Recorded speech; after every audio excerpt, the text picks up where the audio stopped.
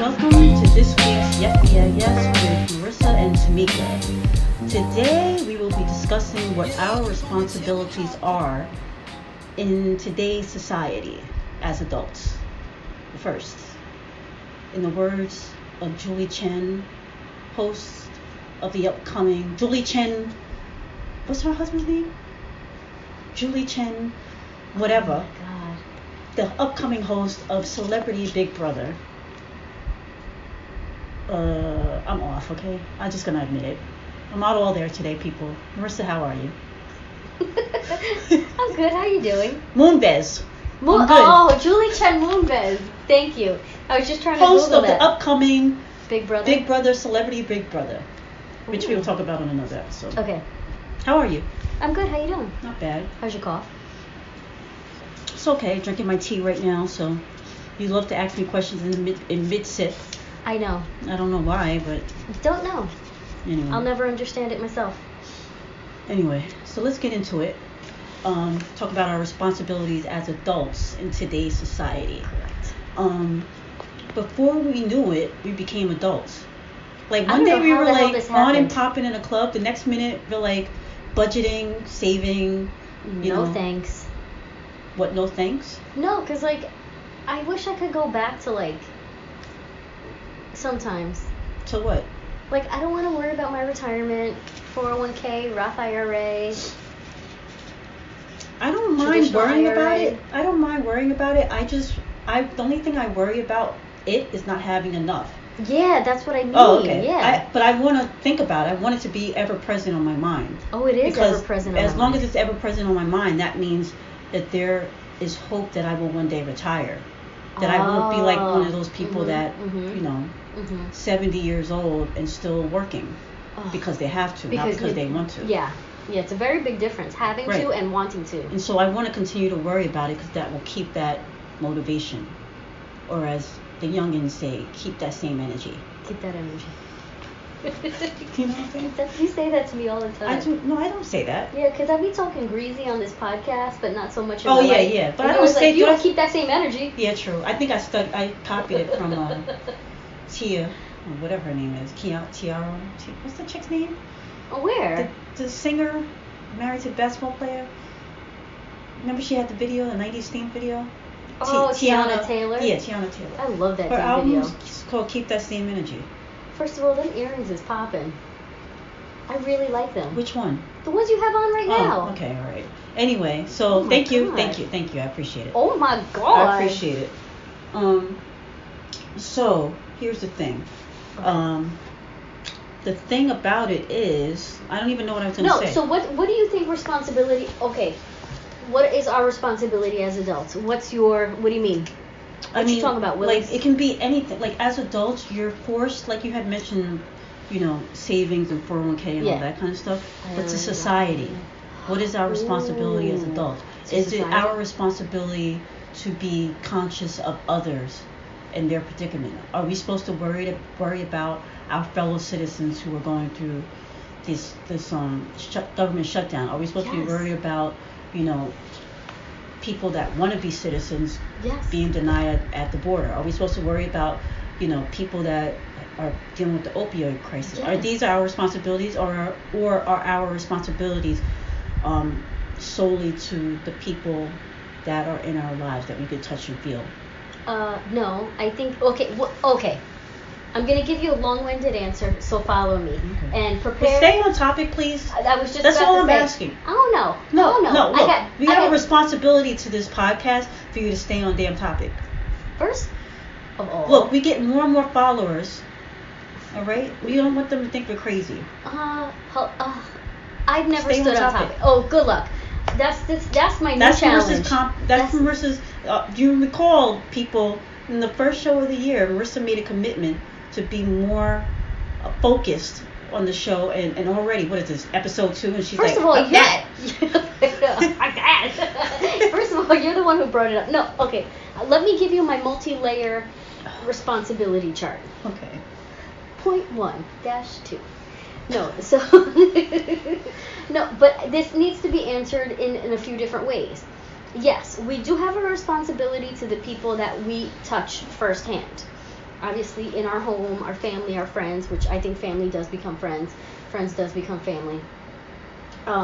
So all of that. So yes, we do have a responsibility. We also have a responsibility to our local community as well as our communities outside of our local touch. So let me start point 1. Our friends and family and friends. We have a responsibility to them in terms of if we don't consistently strive to pull the best out of each other, then what are we doing? Then we need to drop down to being an acquaintance. But that will fall into your local and not local community. So anyway, we always have a responsibility. Financial responsibility, now that's another thing. Sometimes we have it, sometimes we don't. If we have it, do I think it's my responsibility to pay rent for somebody who's not working for it? No, but I will say this. Like I've always said, I believe in welfare. I believe in the welfare system. I think a single mom with 3 kids, she needs to keep her ass home. So if she needs to be on Section 8 and welfare, absolutely. But I mean, like, if she wants to work. But I also if she has to be on social welfare. If she has to, yes, exactly. If she has to be, great. But sometimes we have an underemployment epidemic in this country. So sometimes you're working 40 hours, it doesn't reach. So sometimes it's because now you're 40 hours now that you have to institute childcare and things like that because travel and stuff. So I said, but I don't want to get off topic. But I will say, so I do believe in the welfare system. I also do believe in social aids. As far as like, I believe that we should have nationalized healthcare. I think our system should not be privatized, and my reasoning for that is because I think if everybody's in the same bucket, everybody's going to have the same opportunities. Because we're all dealing with different buckets, we're all not afforded the same healthcare and the healthcare benefits. So anyway, when I go to our local community, if you want to be in a place that has great schools, you want to be in a place that has the great police department, fire brigade, social services community, if you want that, you have to be part of it. So yes, we do have responsibility. Outside of local, if you're talking about, our immigration policies, how we manage and benefit the world as a whole, we are all here. We all need to benefit and work for each other. Because one day, you never know where we are. One day, we might not be a superpower. We might be a third world country needing aid. So if we're going to treat others with that's not my problem, then nobody's going to help us. So that's my cliff notes. And hopefully that was a cliff note? That was a cliff note, because I can go on to, section 1.2. It's a lot. This is very layered. So in summary, your belief in terms of what our responsibility as adults to society, what are they? We need to, number 1, everything starts in the home. Okay. Make sure your home is fed, and not just with food, spiritually, emotionally, mentally. Make sure your home is fed. From there, once our home is fed, we have an everlasting reach when we go out in public. So for me, I'm a mom. So if I know that my kids are fed spiritually, emotionally, academically, when they go out in public, that's catching. That's like a virus. So if they're polite, they're thoughtful, thought-filled, and fellowship, that's gonna have a lasting effect. So that's my in home. Locally, when they go to school, when they go to church, when they fellowship with their friends, whether it's at a birthday party or a sporting group, whatever it is that they do, they're gonna keep that same energy. Okay. And they're gonna pull that from other people. So that's on my local. And then globally, if you're consistently talking about events and things that really matter, perhaps one day we're at a point where we can make a change. And if you're thoughtful and thought-filled, then you're going to be part of that change. I agree. I think that it definitely is. We as adults, we have a lot of responsibilities to society, and most of those responsibilities do not directly affect you. Yeah. That I honestly believe, like you have responsibilities to yourself, but when it comes to society, that means having compassion for your fellow man or woman, standing up for others, right, contributing even financially. It could just, Yeah. it can be anything. It could be something as little or big, depending on the recipient, is giving someone flowers that you don't know, buying a coffee for somebody that you don't know, a meal, you know what I mean, volunteering at your local shelter or church or whatever the case may be, things like that. I think we can have more effect and be have more power, and have more responsibility, and have affect change, as you said, locally than we can globally, only because it starts grassroots. Yeah. And so, it's nice to have opinions about border protection and things like that. And we can all sit here and be like, well, that doesn't affect me. I'm pretty sure that most of the people that are listening, they may not know somebody personally who doesn't have their paperwork, shall we say, together. But you and I both have met people who came to this country came here from another country. We're not born in this country. Right. And they seem to have no problem getting a green card. Yeah. No issue. So when you think about things like that, you have to remember that that's kind of an anomaly for many. Yeah. Because there are many people here that don't have that same option. Right. How many times we drive around Long Island and there are people, standing outside of Home Depot or standing on a major highway, and all they want to do is work. Yeah. But for some reason, that image is threatening to others. And so sometimes our responsibility can just be in form of a word to somebody that may speak disparagingly about those people. That's it can true. It can be as simple, if you hear somebody say something that you don't agree with, speaking up and saying that you disagree. Because maybe they're ignorant and they need another perspective. They didn't know. They don't know better. Right. Yeah. And so I think our responsibility falls into very varying realms of responsibility, as I would say. It can be, like I said, financial. It can be spiritual. It can just be, speaking up, speaking out. However, I think about. I had a conversation a while ago with a friend of mine, and my friend was like, talking about ways to give back in terms of like, how like they have like the women's movement and all, these big, and I'm just never been a fan of those things. Yeah. Because I just feel like it's just like I didn't go to. The message gets lost. I think. Not even that. I just like my presence. I'm just another number there. Yeah. I feel like my presence can be more affected with maybe donating.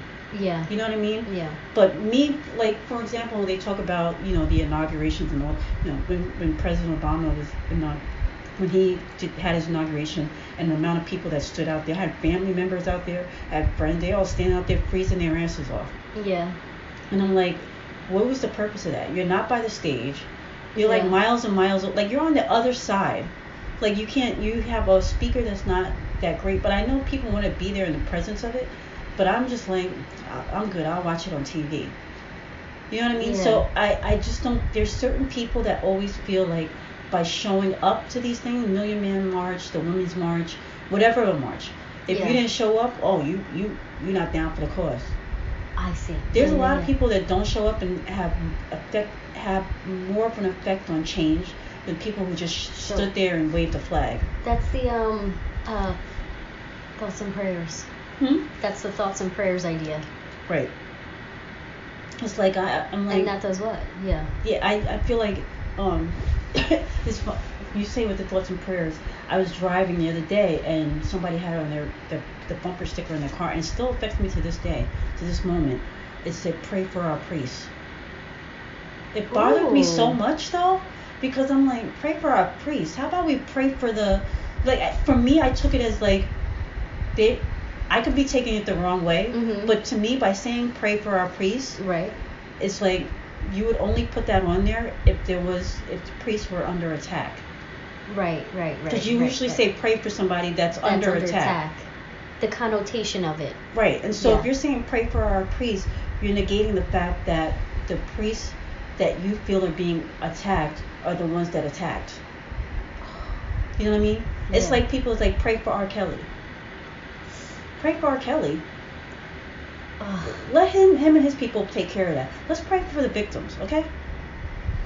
Or my mother likes to call it thrivers. Oh. You know, so I'm saying all this because people are always quick to share their thoughts on their opinion about something without actually doing anything. They just say words. Yeah. You know what I mean? Without actually okay, you want to pray for the priest, but I pray. Praying is good, but you gotta do more than pray. Yeah. You know what I mean? Yeah. So if you're praying on it, do something on it too. Right. And Ooh. I'm not talking about walking in the street and being like, you know, whatever the cause is, like waving a flag, and I mean that's all good. I'm not saying that people shouldn't protest, and I'm not against that. I'm just saying like, okay, now what? But our local representatives, you know how people are always like, you gotta call and let them know. Right. They don't know what their constituents really want because you're not calling. Right. Seriously, call and just. Right. All you gotta do is leave a message. If 10 people leave a message in one day about one topic, then they're like, oh, you know what? Let me find out about this. Right. And you'll see change. You'll see change. Like that kind of. That's what I'm talking about. I'm not saying protesting is not an adult responsibility. That's definitely not what I'm saying. I'm just saying that it has to go beyond a protest. Beyond a whole bunch of people just standing. It has to go beyond a conversation. Like, man, what they doing to the wall, the border ain't right. You know what I mean? It has to go beyond sharing, you know, Cardi B's message about, you know, whatever. And people talking about that, like, she don't even have to talk. Yeah, but listen to the message. Yeah. It has to go beyond the message. What is that phrase? You're missing the forest through the trees. Right. Like, she's still speaking the truth. Speaking the truth, exactly. So like, that's what I'm saying. Is when Cardi B makes sense, there's a problem. No, I think she's really smart, actually. But whether she's smart or not, she's an American citizen. She can say whatever the hell she wants to say, however she wants to say it. Yeah. And there's probably more people. You know, I don't know anybody that doesn't curse, that has never cursed. So I don't even want to hear it. People oh, she cursed too much. I don't know anybody that's never cursed. So whenever somebody's like, ooh, like my mother should be like, ooh, you curse so much. Like, it's like she ain't never cursed. I can't share that. It's like, oh, really? Okay, don't. Then fucking don't. Marissa. No. No, but I mean, it's like, it's just like one of those things. Like, you know, as I say, it's easy to retweet, repost. Yeah. Actually, you know, even when I think about our pockets, we always say share, retweet, repost. Yeah, but listen. Yeah. Also listen. And not just to the clip, you know. So I think our responsibility as adults to American society, to our society, whether American or, you know, foreign, we do have some listeners over in Italy, apparently. I checked, like, who the heck in Italy? They must have clicked it by mistake, because how do they know? Whatever. What is yes in Italy? Keep clicking. They could be on a military base too. You never know. Keep clicking. Keep clicking. But our responsibility as adults has to go beyond a word. Has to go beyond like a comment. Mm-hmm. You know, it has to be real effect. It has to. It has even, you know, you're talking about your children. It's more than just telling them right from wrong. It's like showing them. You know. It's like you can't say that like it's good, you know, you have to be able to give back, and then you've never taught them what that means. You've never taken them to a pantry or even donating if it's just, at church. even if you don't want them to be around, you know, homeless people for whatever. I never understand people that don't want them to be, not you, but people is like, I don't want them to be. Excuse the F out of me. Yeah, no. You know what I mean? Yeah, But it could be just like, okay, we're going shopping, but the food we're buying is for the homeless, and then we're going to take it to the pantry and drop it off. Yeah. It's so. That's one of the things that it's very hard.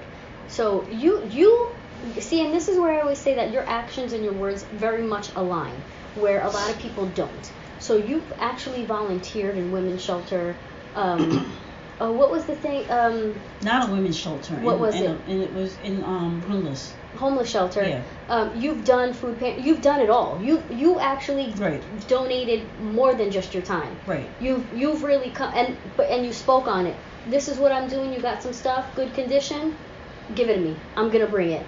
And that's why I say your actions and your words very, very close align. But I will not protest. I will not get on the street and hold a flag. But you're not telling people to protest. No, I'm just saying, like, there's a difference between that's the difference. Yeah.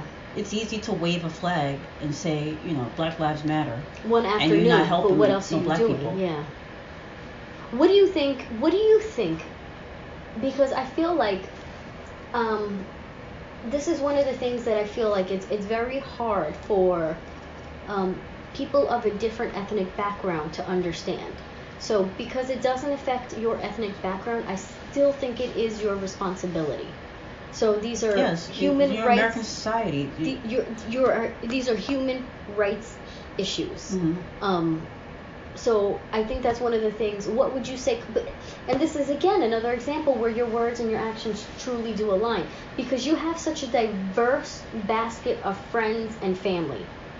You're extremely open to new ideas and ideals, and the thing that makes you such an open-minded adult is that you don't have to agree on many things, but you will have a conversation because you want to know. Perhaps my opinion is not an educated one, so let's have a conversation about it. So you do that.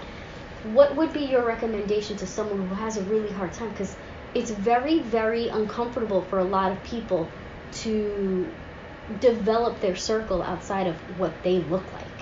What do you? Oh, you mean to be open to other? Yeah, like how do you expand that? I don't. I'm sitting here really. It's hard for me to answer that because I don't. That's not something that I understand. That somebody can't do. Well, some people are just uncomfortable. Like, no, I know, but I'm just saying. So for me, I don't find that. I can't understand where the disconnect can come into place. Like, think about like a kid who has a very sheltered community.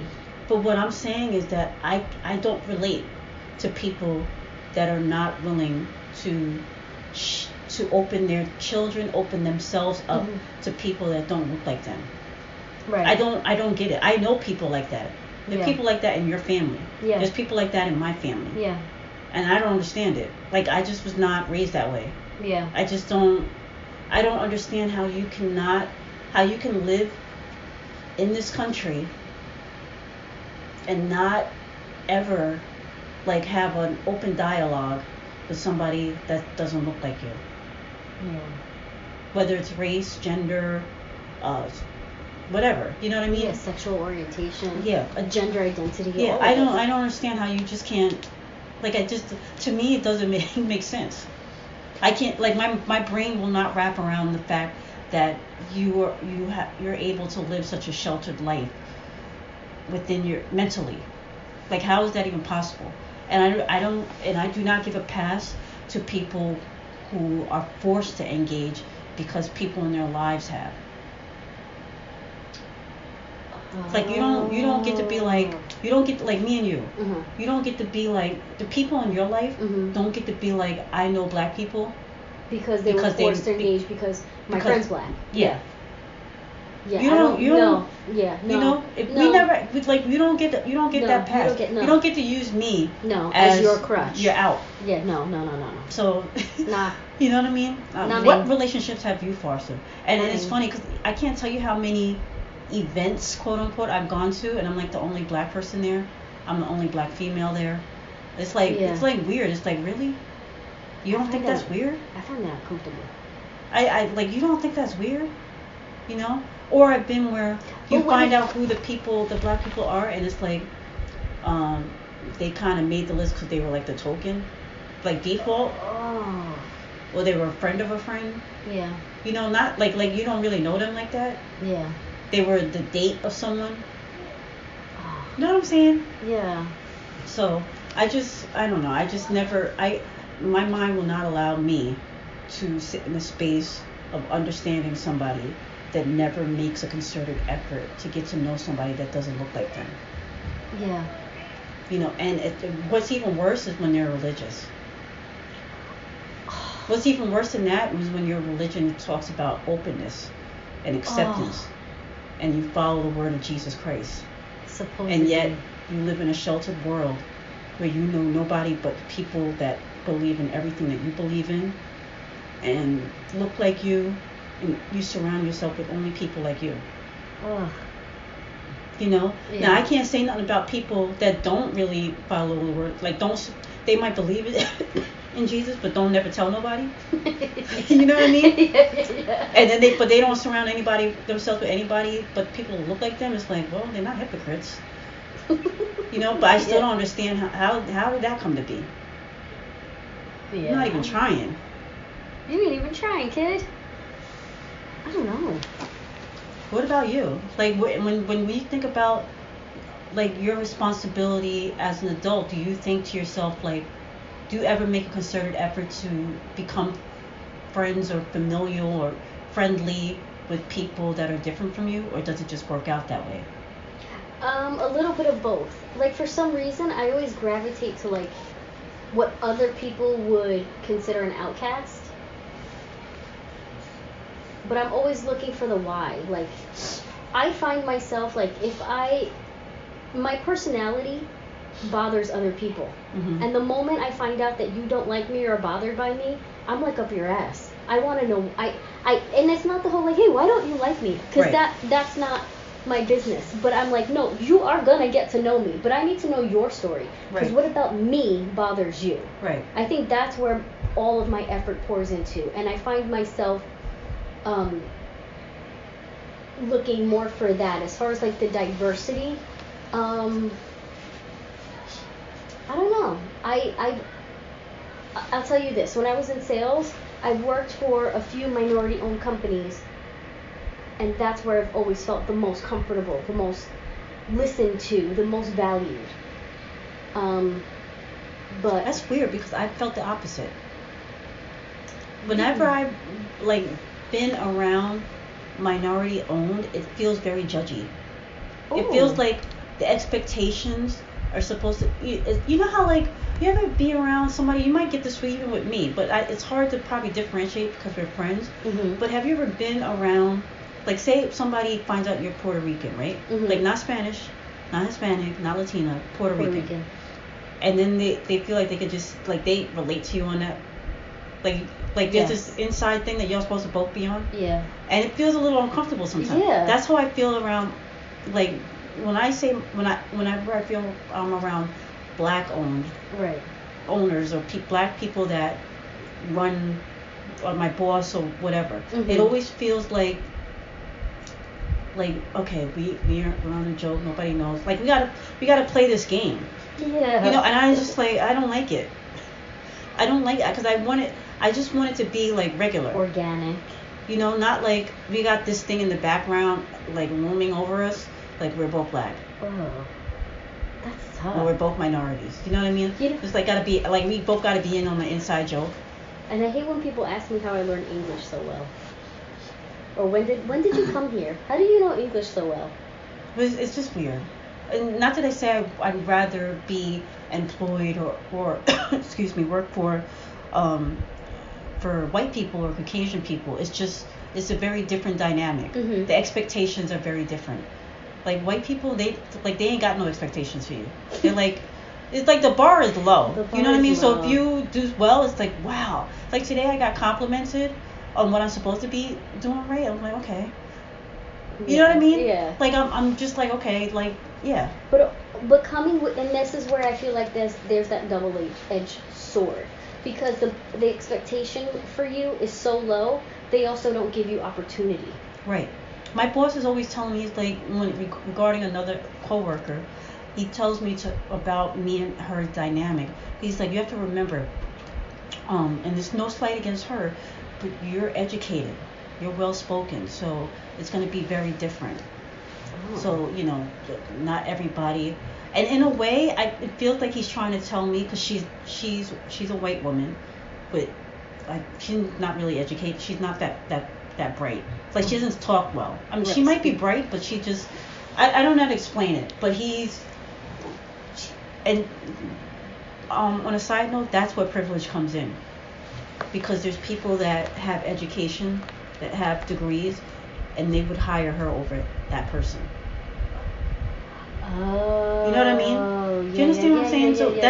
So when they talk about privilege, it's like when you try to decide against two candidates, it's like when you make that decision between the fact that you're mulling over somebody that has no college education against somebody minority that has college education for the same position. That's a problem. And you're deciding between the two. That's a problem. That to me is privilege, white privilege. Yeah.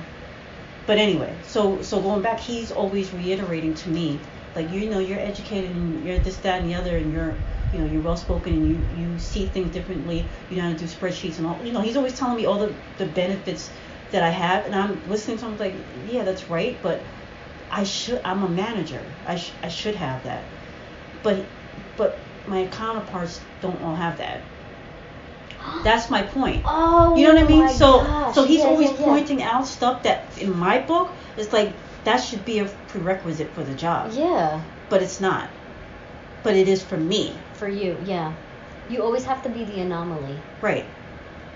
And so it makes it very difficult when you're trying in today's society, if you're trying to navigate it, for me personally speaking, for me trying to navigate as a black woman, as a black person, as a woman, you know what I mean? As a black woman.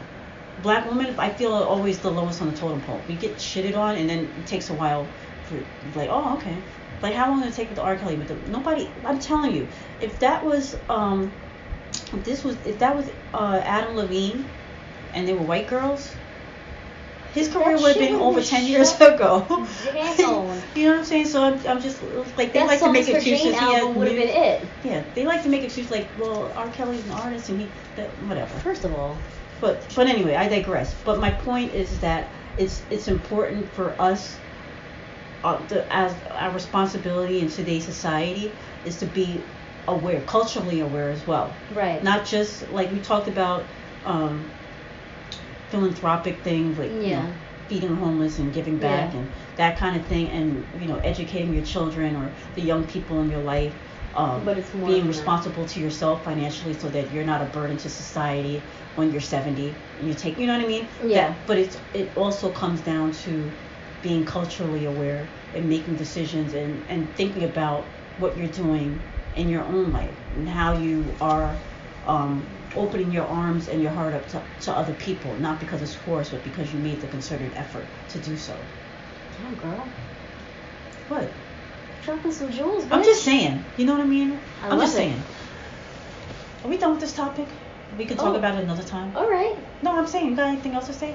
No. No, I don't know. It's a very long conversation. I think, how we did the Me Too Part 2?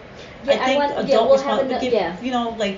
Let's touch on it again in a couple of months. Okay. I think this is a good topic that we can continue on. I do want to I do want to transition to that's trending.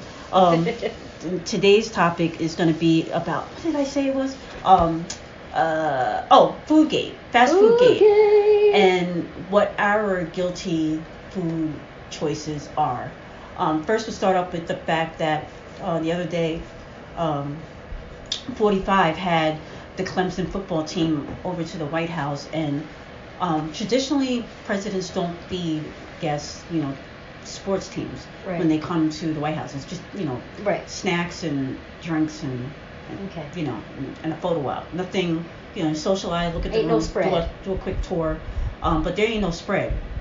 The fact that Homeboy had fast food of varying places of fast food. McDonald's, Wendy's, Domino's, and Burger King.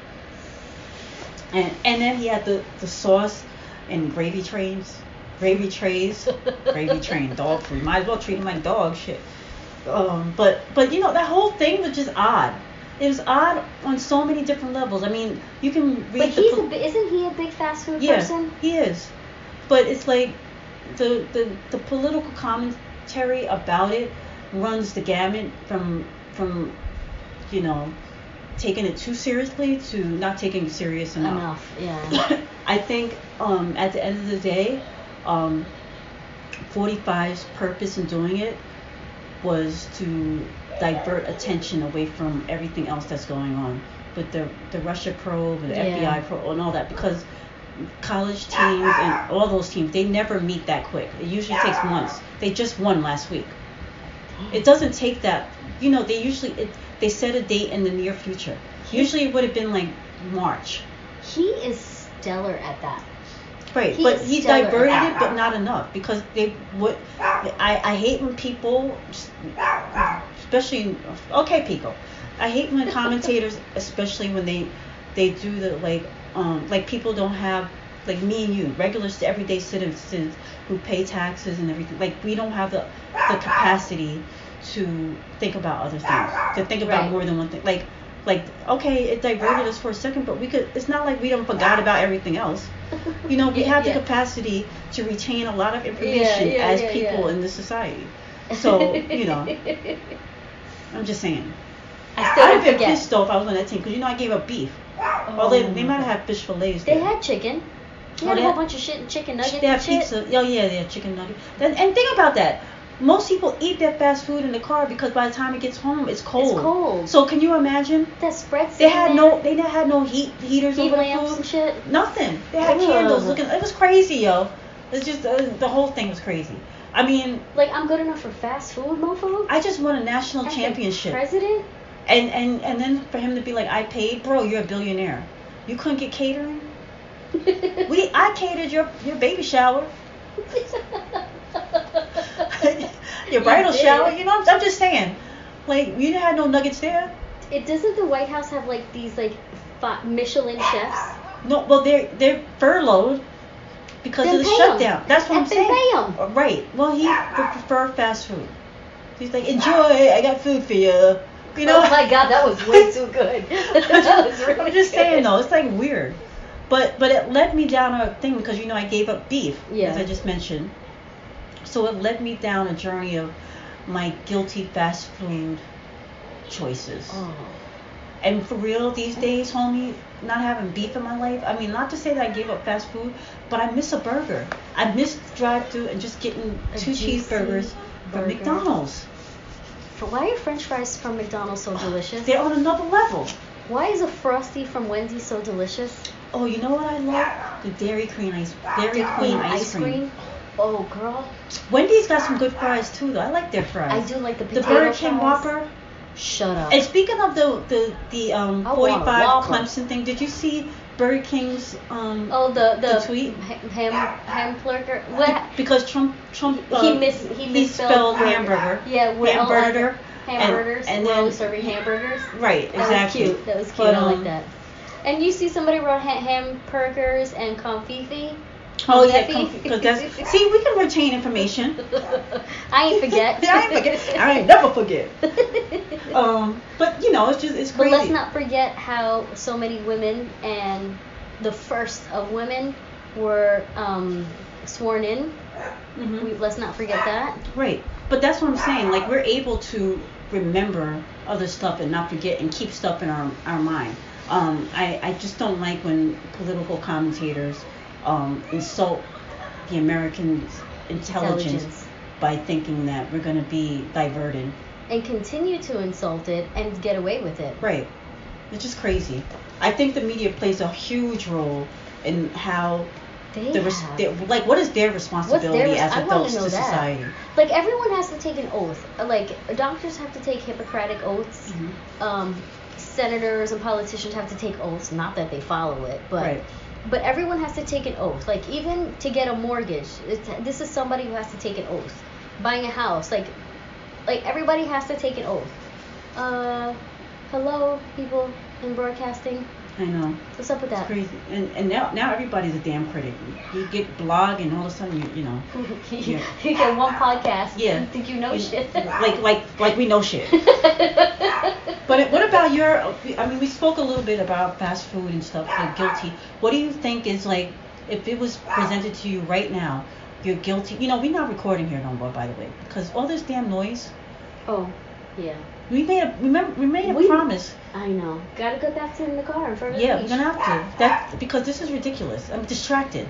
But anyway, what do you, when you're presented with your guilty pleasure? Guilty pleasure. Whoa, guilty food pleasure. What do you think about fast food?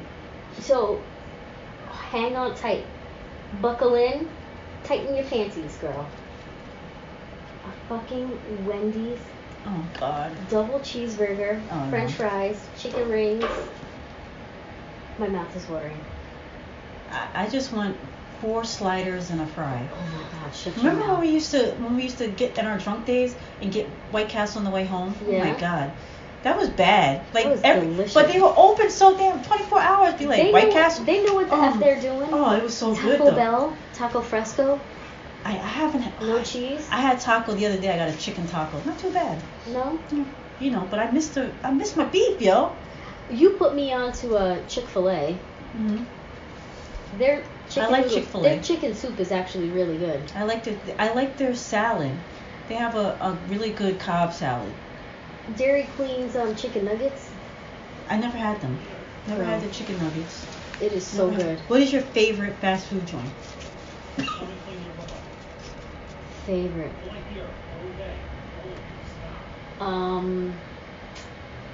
All of them. But if you had to pick one, just one. It might have to be McDonald's. French fries. You know, I was gonna say no joint. I'm talking about totality. Ooh. There might be things in there that you probably wouldn't get, but It has to be totality. McDonald's. McDonald's? McDonald's. Are we talking about the one from McDonald's. Did I Coming say to America? McDonald's? Coming Did to I say- America? What did I say? McDonald's. McDonald's. What did I say? You said McDonald's. McDonald's. McDonald's. Yeah. Totality, yeah. I'd probably pick McDonald's, but Wendy's is a close second. No. Nathan's. Nathan's. When no. you get the fries with the cheese and you dip it in the cheese. No, they too. You know what takes them out of the running, out of the top 10? What? Their price. They are way too pricey. They're way too pricey for damn hot dogs. For a hot dog and fries, mofo, really? Dirty water dog, New York City streets. Oh, that's the best fast food ever. Two hot dogs, In girl. a can. Oh man. Shut your mouth. I'm so hungry right now. Yeah, me too. You know what I miss? Boston Market's rotisserie chicken. I had some about 3 or 4 months ago. It was So not good. that good. Really? It was not that good.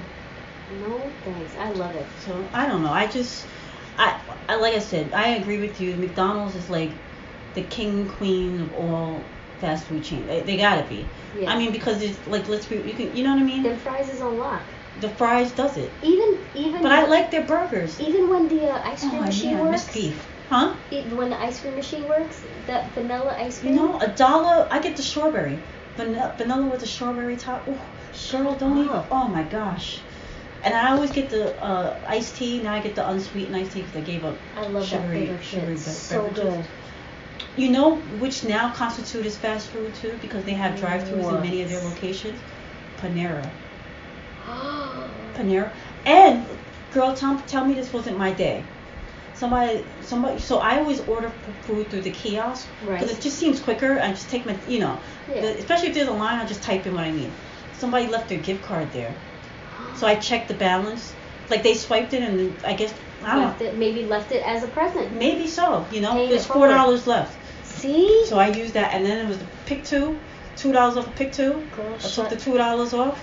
So I paid $4 for my meal and my sandwich. Guess what happened? You left it. You spilled it. You dropped it. What happened?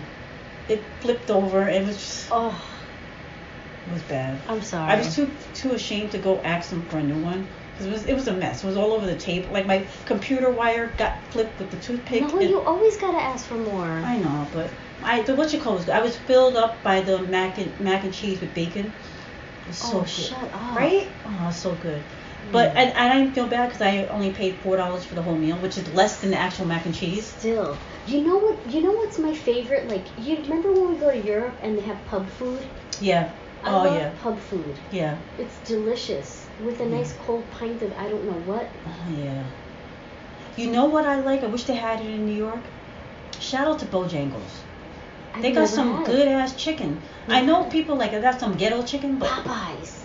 I'm not on Popeye's case anymore. The mashed potatoes with that gravy. No, it's definitely spicy. delicious, but it's like you got to be in the mood for chicken.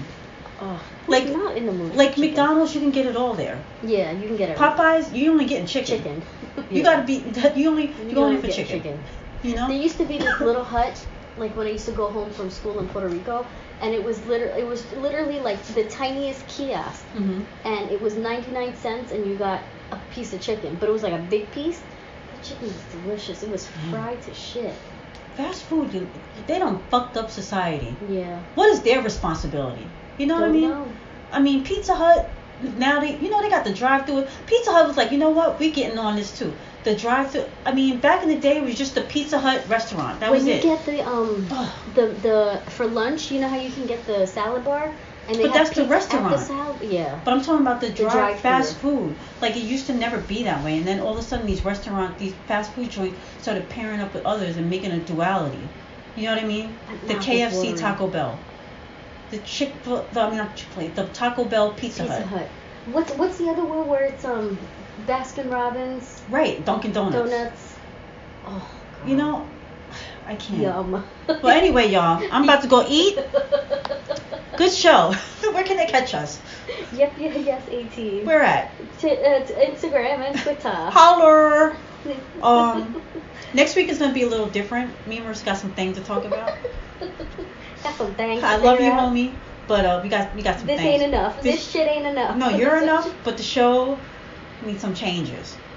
In the words of Mary J. Speaking of which, did you see the photo shoot? Like, you should live my best life. I'm like, really? I'm about to go to the Bahamas. Wait till you see the pictures I'm about to post.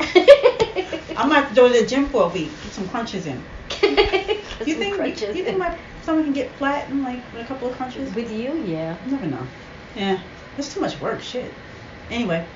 Bye, Okay. bitch. Well, no, you're not gonna ask me. Tamika. Yes. I love you. And yours. Oh. Thank you. Bye, y'all. Maybe I need an affirmation. Oh, okay, Marissa. Mhm. I love you, Mm. and you're more than enough. Aww. Oh, bye, y'all. Bye.